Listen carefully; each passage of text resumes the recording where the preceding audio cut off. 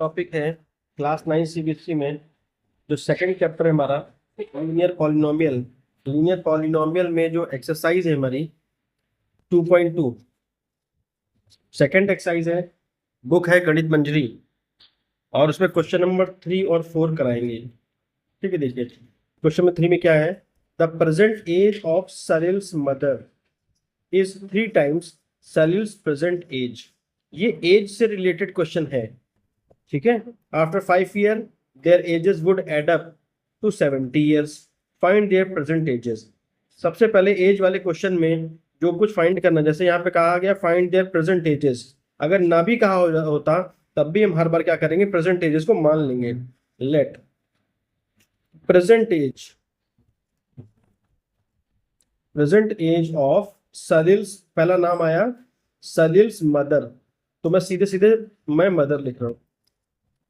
X years, as है x years, and फिर सलील्स आ गया यानी सलील की, तो एक है एज मदर की और एक है सलील की। सलील की एज है वाई ईयर्स, ये भी हमने अज्यूम किया है।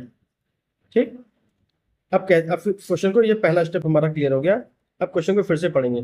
The present age of Salil's mother, यानी ये जो इसकी आज की उम्र है एक्स इज, अब यहां समझना ध्यान से, is 3 times x is, x ये हो गया, इज का मतलब ये होता है 3 टाइम्स का मतलब ये होता है 3 times, is 3 times Salil's present as.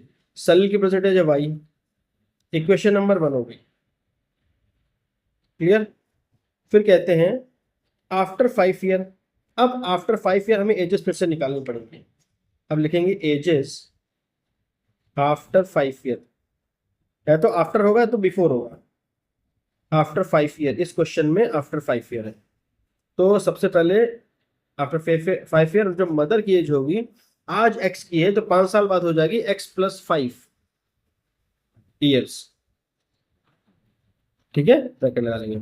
उसी तरीके से जो सलील आज है ना, सलील की उम्र, सलील्स एज आफ्टर 5 ईयर क्या हो जाएगी, वाई प्लस 5 ईयर्स। ठीक, अब क्वेश्चन फिर से पढ़ते हैं। After 5 year their ages, their मतलब उन दोनों की ages will add up to 70 year, यानी एड अप यानी दोनों का सम जो होगा x plus 5 plus y plus 5, इनका जो सम होगा will add up to 70 years, 70 हो जाएगा। ये दो इक्वेशन बन गई 1 एंड 2। x की वैल्यू यहां से 3 इंटू वाई हो जाती है 3y, 3 इंटू वाई क्या हो जाता है, ये 3y हो जाता है। फ्रॉम इक्वेशन 1 x की वैल्यू यहाँ पे पुटअप कर देंगे इस जगह। 3y 5 प्लस 5 हो गया 10 और एक y और है is equal to 70। 3y plus y 4y plus 10 उधर शिफ्ट कर देंगे, 70 माइनस 10, प्लस का था उधर गया माइनस का हो गया। 70 में से 10 माइनस होगा कितना आएगा 60।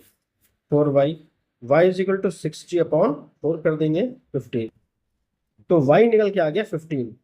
x जो था वो था 3y के बराबर। इक्वेशन नंबर 1, 3 इंटू वाई यानी 15, 3 इंटू 15 45, x की वैल्यू हो गई 45, यानी कि जो उसकी मदर की प्रेजेंट एज है वो 45 ईयर्स है और जो सलील की एज है वो 15 ईयर्स है, प्रेजेंट एज एक्स और वाई।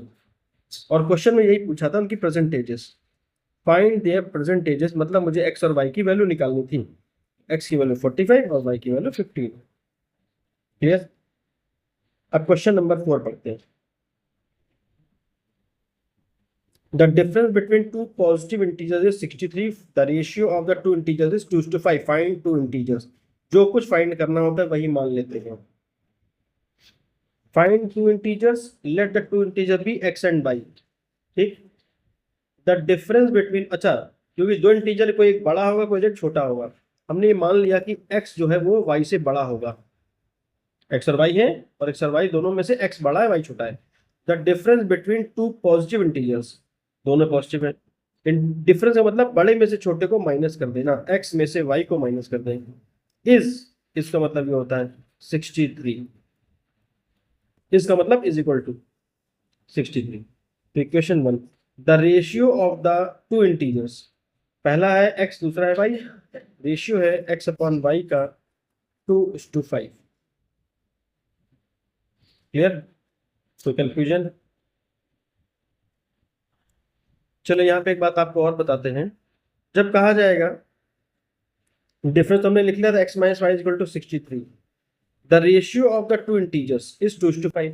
यहाँ पे 2 जो है वो न्यूमरेटर है और 5 डिनोमिनेटर है, ठीक है, और 2 की वैल्यू छोटी है, तो जो छोटा वाला दोनों में से होगा वो ऊपर आएगा, छोटा y है, इसलिए y अपॉन x हो गया। तो y अपॉन x की वैल्यू है 2/5।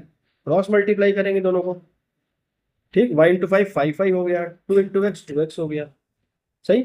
2x को ये रखेंगे, 5 को उधर ले आए, तो ये 2x माइनस 5 हो जाएगा इक्वल टू 0। ये इक्वेशन 2 बनी, मैंने यहाँ नोट कर लिया। 1 और 2 दो इक्वेशन बन गई।